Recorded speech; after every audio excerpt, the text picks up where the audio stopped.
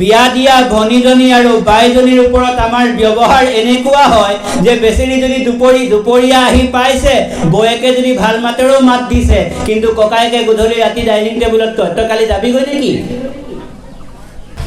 আমাৰ সমাজত ছোৱালীৰ হকৰ ওপৰত, বাই ভনীৰ হকৰ ওপৰত গুৰুত্ব দিয়া নহয় আৰু মানুহে যুক্তি দেখুৱায় আৰু যুক্তিৰে বাচিব বিচাৰে।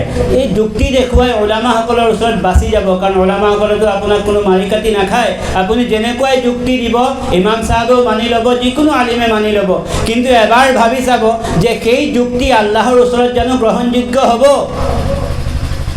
যে যোন ছোৱালীৰ হকৰ কথা আপুনি কৈ আছে, সেই ছোৱালীজনীৰ বিয়াৰ নামত মই 15-20 লাখ টকা খৰচ কৰি দিলোঁ আৰু তাইক মই কিহৰ প্ৰাপ্য দিবলৈ আছে?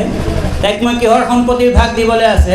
তো মোৰ প্ৰশ্ন হ'ল যে কোনখন শৰীয়তে এইটো অনুমোদন জনালে যে বিয়াৰ নামত আপুনি 15-20 লাখ টকা খৰচ কৰক?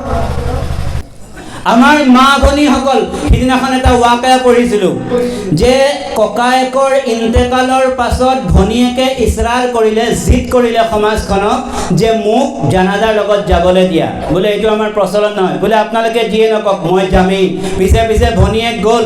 দফন কাৰ্য সম্পন্ন হোৱাৰ পাছত ভনীয়েকে চিঞৰি চিঞৰি আল্লাহৰ ওপৰ ফালে চাই ক'ব ধৰিলে, ইয়া আল্লাহ, মোৰ কেকাকেই মাটিৰ হাৱালা কৰিলোঁ, ইয়া আল্লাহ আপুনি তাক মৰম নকৰিব, আপুনি তাক মৰম নকৰিব।